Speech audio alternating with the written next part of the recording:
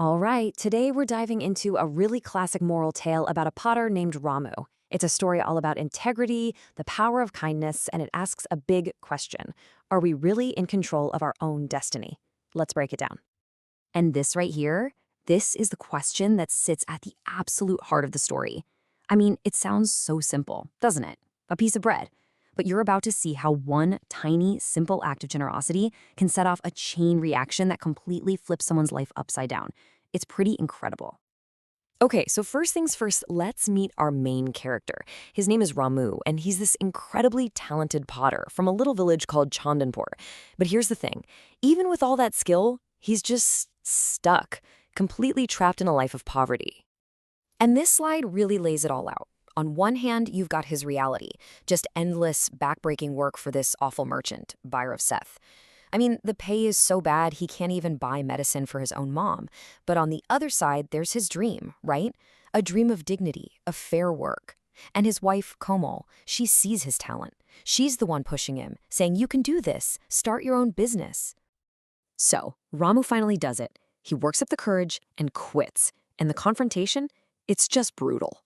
Bhairav Seth basically laughs in his face, refuses to pay him his wages, making up some excuse about old debts, and then hits him with this really chilling threat.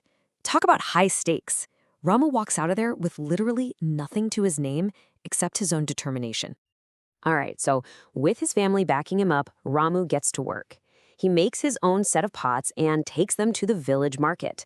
This is it. This is his big shot, his first real test.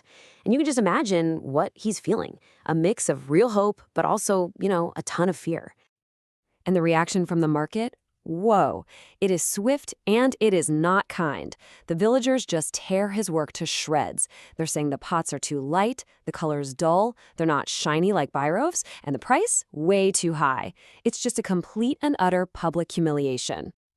And just when you think it can't get any worse, of course, Bhairav Seth shows up with his buddies. And he's not just there to watch, he's there to rub salt in the wound. He publicly mocks Ramu, saying his hands have no skill, that his fate is the problem.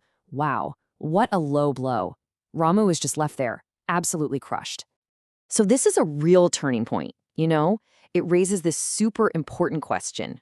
Ramu's got the skill, he's definitely working hard, but it's not working. So what gives? This is where the story pivots. It stops being about how good of a potter he is and starts being about what kind of a person he is. Picture this. The day is over. It's been long, it's been hot, and he hasn't sold a single pot. Not one. He's sitting under a tree, totally heartbroken, stomach empty. I mean, this is rock bottom.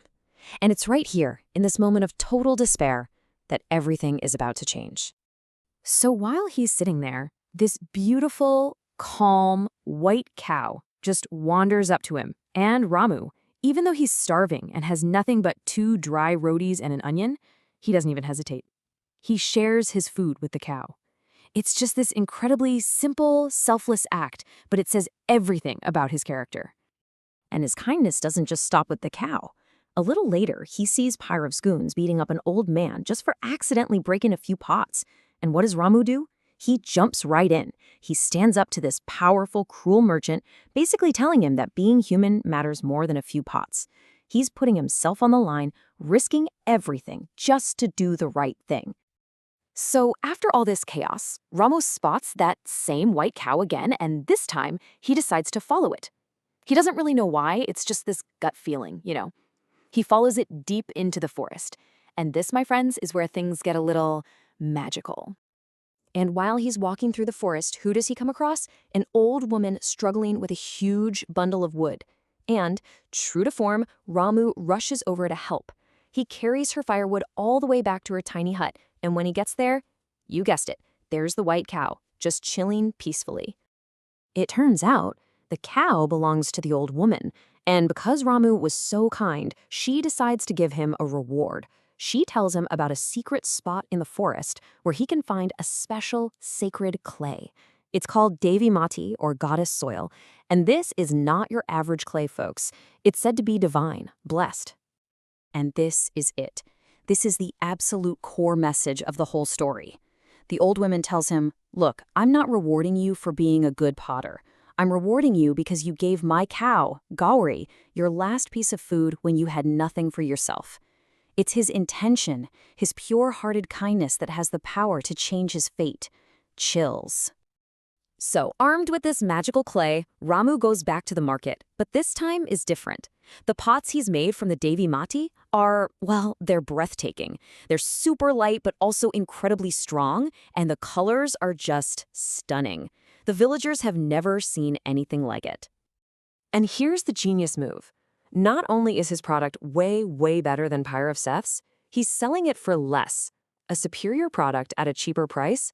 That's a no-brainer. The very same people who were making fun of him before are now lining up, practically throwing their money at him.